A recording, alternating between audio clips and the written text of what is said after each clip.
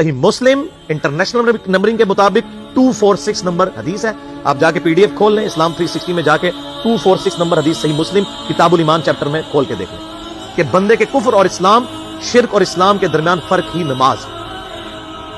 आप बेशक अपने आप को मुसलमान क्लेम करते रहे, लेकिन वो शनाख्ती कार्ड वाला मुसलमान है, निकाह तलाक वाला मुसलमान है, उसका जनाजा भी पढ़ दिया जाएगा, पैदा होगा, अज़ान भी दे दी जाएगी, अल्लाह के हुजूर वो मुसलमान नहीं है। वो बस कलमे का ही हम एहतराम करते हैं, अदरवाइज तो अमलन काफिर है वो। इसी तरीके से जामिया तिर्मिज़ी में हदीस है, सुनन निसाई के अंदर हदीस है, सुनन इब्न माजा के अंदर हदीस है कि आप सल्लल्लाहु अलैहि वसल्लम ने फरमाया, जिसने नमाज छोड़ दी गोया उसने कुफ्र किया। मन तरक सलात मुतअम्मिदन फक़द कफ़र। अब इससे ज्यादा और क्या सख्त बात की जाएगी किसी को यकीन आए कि जिसने जानबूझ के नमाज छोड़ दी उसने कुफ्र। आप जानबूझ के ये ना समझिएगा कि मैं बाल बच्चों दे कमाई करता रहना था, मैंने टाइम नहीं मिलता। जानबूझ की डेफिनेशन भी नबी अलैहि सलाम ने बुखारी और मुस्लिम में मौजूद है कि अगर कोई शख्स बेहोश हो जाता है या सोया रह जाता है, ये दो ऑप्शन है, या तीसरा ऑप्शन है वो भूल जाता है, तो जैसे याद आए उसी वक्त वो वाली नमाज पढ़ दे। लेकिन जो शख्स दुनिया को टॉप प्रायोरिटी मानता है, अपना ऑफिस छोड़ने के लिए तैयार नहीं, अपना क्लिनिक छोड़ने के लिए तैयार नहीं है और अपनी दुकान छोड़ने के लिए तैयार नहीं है नमाज के लिए, तो जाहिर है कि वो तो अपने आप को धोखा दे रहा है। अल्लाह ताला तो अपने मामलात के अंदर बिल्कुल स्ट्रेट फॉरवर्ड है, बिल्कुल ये ज़हन में रख लें। जामिया तिर्मिज़ी में सही सनद के साथ मौजूद है, अब्दुल्ला बिन शफीक ताबई रहमहुल्लाह ताला कहते हैं कि सहाबाए किराम अलैहिम रिदवान सिर्फ नमाज के छोड़ने को ही अमाल में से कुफर समझते थे। यानी वो किसी को नमाज पढ़ता हुआ देखते थे तो कहते थे ये मुसलमान है, और किसी को नमाज पढ़ता हुआ नहीं देखते थे तो वो कहते थे ये काफिर है। ये जामिया तिर्मिज़ी है, ये कोई स्टोरी बुक नहीं मैं सुना रहा आपको।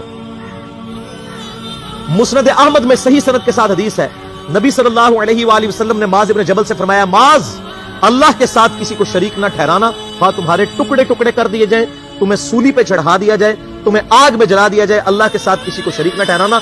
और माज नमाज भी ना छोड़ना, क्योंकि जिसने नमाज छोड़ दी अल्लाह ताला के जिम्मे करम से वो निकल गया, अल्लाह के हुजूर उसके लिए कोई हिस्सा नहीं है जिसने नमाज छोड़ दी। कितना क्रिटिकल इशू है। और इसी तरीके से मुस्नद अहमद में ही एक और हदीस है कि आप सल्लल्लाहु अलैहि वसल्लम ने फरमाया, जिस शख्स ने अपनी जिंदगी में नमाज की हिफाजत की, क़यामत वाले दिन वो नमाज उसके लिए नूर होगी, निजात होगी और उसके हक में दलील होगी। और जिसने नमाजों की हिफाजत नहीं की उसके लिए क़यामत वाले दिन कोई निजात, कोई नूर और कोई दलील नहीं होगी, उल्टा उसका हशर कारून, फिरौन और उबई इब्न खलफ के साथ होगा। वलियाउज़ु बिल्लाहि ताला। यहां तो हम कह देते हैं या अल्लाह जो कुछ भी है तेरे महबूब की उम्मत से है, यानी अल्लाह हमने तो अपनी इस्लाह कोई नहीं करनी, हमें इसी तरीके से ही कबूल कर ले। वलियाउज़ु बिल्लाहि ताला।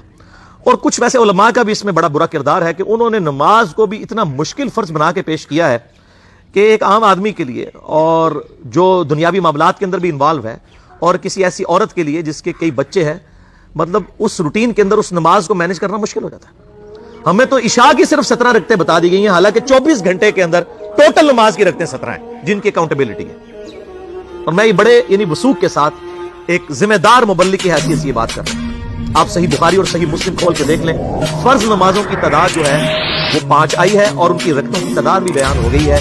फजर के 2 फर्ज, जोहर के 4 फर्ज, असर के 4, मगरिब के 3 और इशा के 4। और सफर में सारे 2-2 फर्ज हैं, मगरिब के 3 हैं।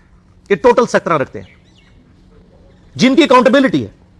बाकी जितना गुड़ पाओगे उतना मीठा है, वो सारी